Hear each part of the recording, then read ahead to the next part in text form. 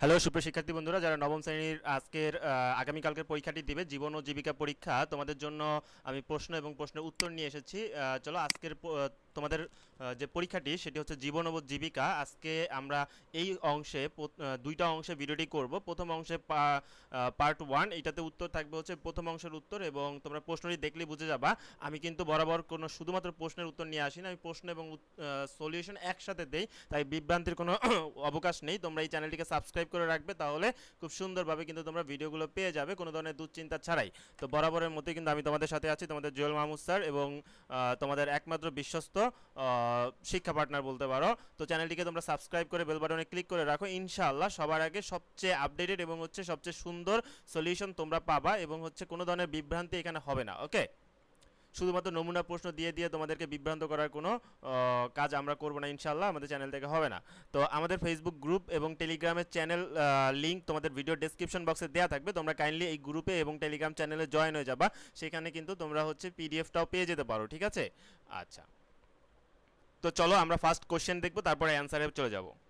একেবারে যদি প্রশ্ন না দেখাই তাহলে তোমাদের কাছে খুব খারাপ লাগবে। আমি প্রশ্নটা জাস্ট তোমাদেরকে একটু চেহারা দেখাই দিলাম, এই প্রশ্নটা আমি আমাদের ফেসবুক গ্রুপে আপলোড করে দিব। ওকে, তোমরা সেখান থেকে দেখে নিও। আর হচ্ছে এইটা আমরা অ্যান্সার করব। প্রথমে দেখো এখানে অনেক কিছু দেয়া আছে, এইগুলা পড়ার এখন আমাদের সময় নাই। উদ্ভাবনীমূলক ব্যবসায়িক একটা বিনিয়োগ পরিকল্পনা তৈরি করতে হবে। প্রথম অংশটা পরিবারের জন্য ব্যবসায় নির্বাচন, সেক্ষেত্রে দুইটা ধাপ তারা দিয়েছে। প্রথম অংশে দুইটা ধাপ থাকবে। এক নাম্বার ধাপ হচ্ছে ক নাম্বার ধাপ পারিবারিক আর্থিক পরিস্থিতি বিশ্লেষণ, এখানে কিছু বিষয়ের উপর পারিবারিক আর্থিক অবস্থা বিশ্লেষণ করতে বলছে, এবং ধাপ খতে ব্যবসায় ধরন নির্বাচন করতে বলছে। আমরা এইখানে যেই নির্দেশনা আছে সেই নির্দেশনার আলোকে পুঙ্খানুপুঙ্খভাবে একটি সলিউশন তোমাদেরকে দিচ্ছি। এখন চলো প্রিয় শিক্ষার্থীরা, উত্তর পর্বে যাওয়ার আগে আবারও বলতেছি, যারা যারা এই ভিডিওতে ক্লিক করবা, ভিডিওটি যদি ভালো লাগে তাহলে প্রত্যেককে আমি রিকোয়েস্ট করবো, প্রত্যেকটি স্টুডেন্ট অবশ্যই সাবস্ক্রাইব করবা। বা তোমার সাবস্ক্রাইব করলে তোমার কিন্তু ক্ষতি নেই, কিন্তু আমরা মোটিভেটেড হব পরবর্তী ভিডিওগুলো সবার আগে আপডেটেড ওয়েতে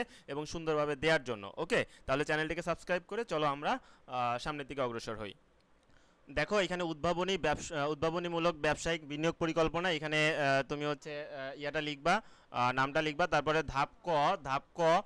ধাপ কতে হচ্ছে পারিবারিক আর্থিক পরিস্থিতি বিশ্লেষণ, এইটা লেখার পরে এইটা আমরা এখন করব। আমরা কিন্তু প্রশ্নে দেখেছিলাম ধাপ কতে পারিবারিক আর্থিক পরিস্থিতি বিশ্লেষণ। এইখানে প্রথমেই তোমাকে কি করতে হবে, নাম্বার ওয়ান, তোমাকে পারিবারিক বাজেট তৈরি করতে হবে। পারিবারিক বাজেট তৈরি করতে হবে, সেই বাজেটটা আমরা এখন তৈরি করা দেখব। দেখো আমি যেটা দেখেছিলাম এইখানে, এই যে কয়ের মধ্যে এক নম্বরে আমরা পারিবারিক বাজেট তৈরি করব একটা, ঠিক আছে? পারিবারিক একটা বাজেট তৈরি করব। এই বাজেটটা আমরা কোথা থেকে তৈরি করব দেখো, এই যে তোমরা এইভাবে লিখবা, ক্রম এক, মূল খাত হচ্ছে খাদ্য, লেখার পরে এই যে উপখাত চাল আটা, যেগুলো আমরা রেগুলার খাই। ধরো যে এইখানে সাপোজ তুমি লিখলা যে এইখানে তোমার হচ্ছে 8,000 টাকা লিখলা। তারপর হচ্ছে ফলমূল ধরো যে তুমি এখানে তোমার মন মতো লিখলা, ফলমূল ধরো তুমি সাপোজ 600 টাকা লিখলা। তারপরে মিষ্টান্নে ধরো যে তুমি সাপোজ মাসে মিষ্টান্ন 400 টাকার মিষ্টান্ন বা 500 টাকার মিষ্টান্ন লিখলা। তারপরে ধরো এই জায়গায় তুমি অন্যান্য লিখে দিতে পারো, যে অন্যান্য অন্যান্য তোমার কি কি ব্যয় হয় সেটা লিখতে পারো। অন্যান্য ধরো যে সাপোজ 300 টাকার খরচ হয়। এইভাবে তুমি এই আনুমানিক একটা বরাদ্দ তুমি এখানে লিখতে পারো। তারপরে হচ্ছে 2 নম্বরে বস্ত্র, এটাও লিখবা, সব লেখা লাগবে না। যেমন নতুন কাপড় ক্রয় সাপোজ তুমি হচ্ছে মাসে 1,000 টাকা নতুন কাপড় ক্রয় করো। তারপরে কাপড় সেলাই ধরো যে তোমার সাপোজ 300 টাকা যায়, তুমি এটা তোমার মন মতো লিখতে পারবা। তারপর লন্ড্রি বা কাপড় ধোয়া, এটা যে ধরো যে তোমার 100 টাকা যায়, ঠিক আছে? আর এটা দরকার নাই। তারপরে হচ্ছে তুমি বাসস্থানটা লিখবা 3 নাম্বার দিয়ে। এখানে নতুন ঘরের খরচ এটা না লিখলেও হবে, জাস্ট বাসা ভাড়া লিখে বাসা ভাড়া তুমি লিখতে পারো। বাসা ভাড়া সাপোজ তোমার 5,000 টাকা বাসা ভাড়া, বা যে যত লিখতে চাও আর কি, সমস্যা নেই, আমি একটা লিখলাম। তারপর অবশ্যই শিক্ষাটা লিখবা, শিক্ষা হচ্ছে শিক্ষা প্রতিষ্ঠানের বেতন লিখতে পারো। যেমন শিক্ষা প্রতিষ্ঠানের বেতন ধরো যে সাপোজ 300 টাকা বা 500 টাকা, যা লেখো।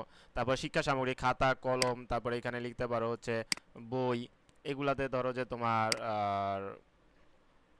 300 টাকা ব্যয় হয়।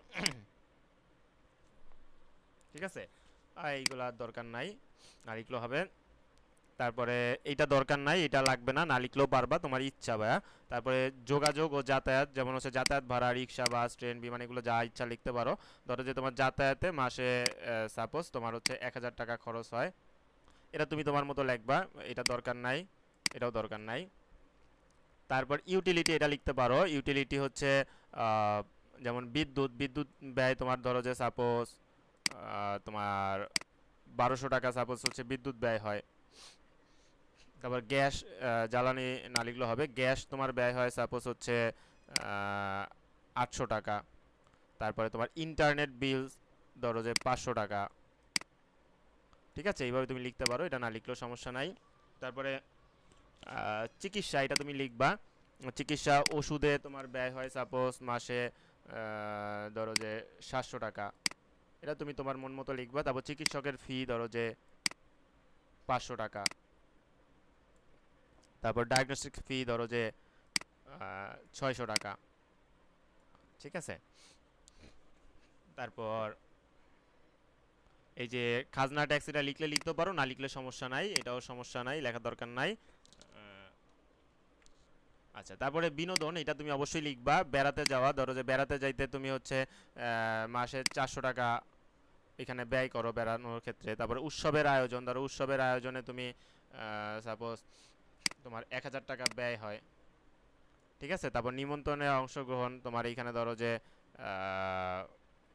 তুমি 500 টাকা 600 টাকা যা ইচ্ছা লেখো, এটা তোমার ইচ্ছা। হ্যাঁ, আচ্ছা, এটা দরকার নাই। তারপরে হচ্ছে তোমার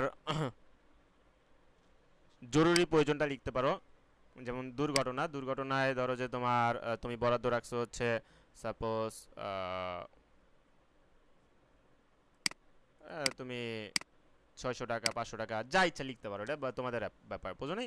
তারপরে হচ্ছে সঞ্চয় এটা লিখবা। ব্যাংকে সঞ্চয় এটা দরকার নাই। ব্যাংকে সঞ্চয় সাপোজ ধরো যে তুমি 1000 টাকা ব্যাংকে সঞ্চয় করো মান্থলি।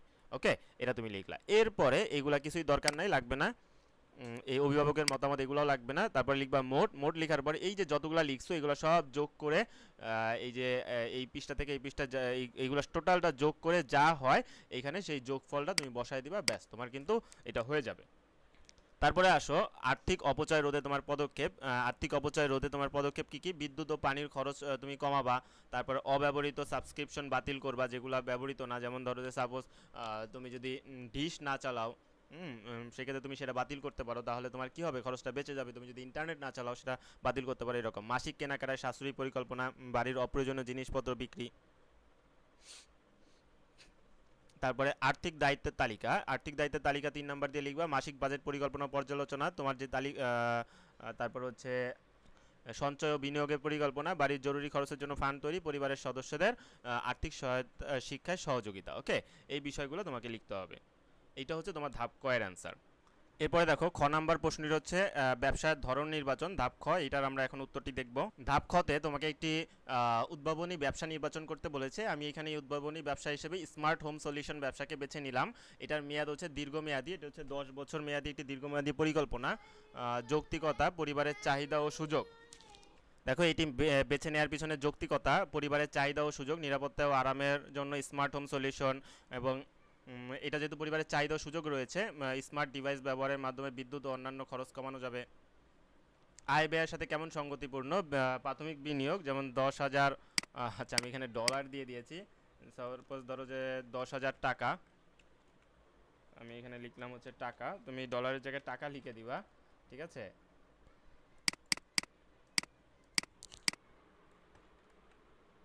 তারপরে হচ্ছে পরিবারে মাসিক সঞ্চয় হতে পারে এর মাধ্যমে 1,000 টাকা থেকে 10 মাসের পরিশোধযোগ্য। তারপর বিনিয়োগের মাধ্যমে স্থিতিশীল আয় এবং সঞ্চয় বৃদ্ধি। আচ্ছা, এই এত কিছু না লিখলেও হবে, এখানে আমরা এতটুকু লিখতে পারি, বিনিয়োগের মাধ্যমে স্থিতিশীল আয় এবং সঞ্চয় বৃদ্ধি। তারপরে দেখো সম্ভাব্য ঝুঁকি মোকাবেলা, প্রযুক্তিগত সমস্যার জন্য সার্ভিস প্রোভাইডারের সাথে সমঝোতা। তারপরে হচ্ছে বাজার বিশ্লেষণের মাধ্যমে প্রতিযোগিতার প্রস্তুতি, ইন্স্যুরেন্স ও অন্যান্য সুরক্ষা ব্যবস্থার পরিকল্পনা। এই হচ্ছে তোমাদের প্রথম অংশের মানে ধাপ ক এবং খ এর উত্তর। তো দেরি না করে আমাদের ফেসবুক গ্রুপ এবং টেলিগ্রাম চ্যানেলে যুক্ত হয়ে যাও, লিঙ্কটি ডেসক্রিপশন বক্সে থাকবে। আর তোমাদের বাকি পর্বটা আপলোড হওয়ার সাথে সাথে এই ভিডিও ডেসক্রিপশন বক্সে এবং কমেন্ট সেকশনে তোমরা লিঙ্কটা পেয়ে যাবে, ওইখান থেকে দেখে নিবে। আর চ্যানেলটিকে অবশ্যই সাবস্ক্রাইব করে রাখবে। এতক্ষণ আমাদের সাথে থাকার জন্য থ্যাঙ্কস। তো সকলের সুস্বাস্থ্য মঙ্গল কামনা করে এখানেই বিদায় নিচ্ছি। পরবর্তী পর্বে দেখা হচ্ছে। আল্লাহ হাফেজ।